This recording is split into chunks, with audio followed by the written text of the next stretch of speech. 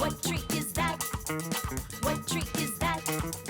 Ah, what tree is that? What tree is that? Today we're out in the Hidden Valley neighborhood taking a look at some trees that give us really unique fall color here in Southern California. It's pretty uncommon to think fall color. I think when you think of Santa Barbara, specifically Southern California, we tend to be more in the subtropical zone. We have a few species that are pretty tried and true, pretty commonly planted in the landscape a lot of times for that fall color. And this neighborhood is a great example of them. The American sweet gum is commonly referred to as also liquid amber in Southern California, so they're synonymous with one another. Recognized common name would be American sweet gum. They've long been planted in Southern California for their fall color. They're one of the few species that will continually produce, at least on some level, burgundy, red, that sort of like really deep red color that we're used to seeing. Moving towards dormancy or going essentially to sleep for the winter, the leaves start to shut down production. A green leaf is full of chlorophyll, which is the pigment that causes all leaves to be green, and it's essential for photosynthesis where the tree's making its own energy.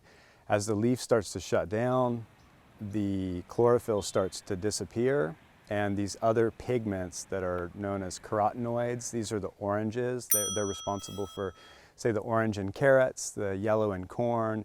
So when we talk fall color, the carotenoids are giving us the yellows, the browns, the oranges. Those are essentially the carotenoids. And then when we see these red, these burgundies, different hues of red, that pigment's known as anthocyanin. Specifically with sweet gums, you can always get some amount of really nice red, sort of burgundy fall color in the species. As the leaf continues to shut down, those also start to sort of wither away, and you'll start to see more of these oranges and yellows as the anthocyanins sort of fade from the leaves of the tree. So we've just walked around the block. Here in the background we have pretty classic, pretty fantastic example of Ginkgo biloba. Again, that's a botanical name. It's commonly referred to as ginkgo around here, also known as maidenhair tree. It's dated back to 170 million years ago by fossil record. It's essentially unchanged, no evolution within the species since that time, and came very, very close to going fully extinct. If it weren't for some Chinese monks propagating the species, it would be lost forever. Planted widely in Southern California, all through the Midwest. You can find it, all through its native area, native range in China, other places in Asia, and even in Europe now. So it's here to stay. Much different than the American sweet gum that we just looked at.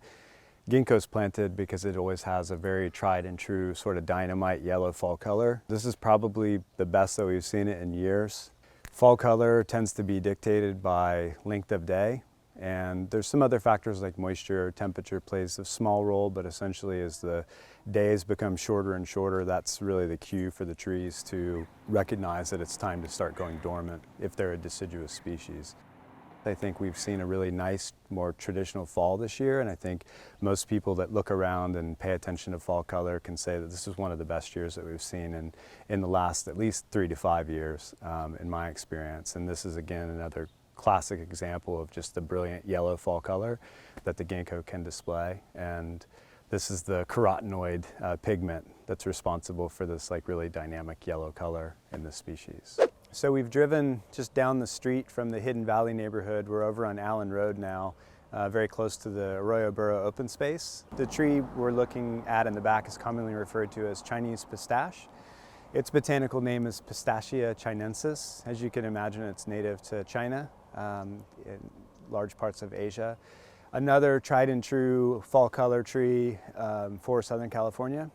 You can also find this tree planted prolifically in Northern California, sort of in the Bay Area, Palo Alto. It's been used for a long time up there. We're starting to see its use more frequently in Southern California. Big reason why is because oftentimes we get like this really vibrant red fall color, similar to the American sweet gum. I hope everyone's enjoyed a quick tour of 3 of my favorite reliable trees that provide consistently reliable fall color in the city of Santa Barbara. And I would encourage everybody to get out, as you're driving around or taking walks, try to find these trees. visit our parks. A lot of these species are present in a lot of the great city parks. And if there's ever questions, feel free to reach out to the Parks and Recreation Department, specifically the forestry program, and we'd be happy to provide some resources or tell you where to find these trees.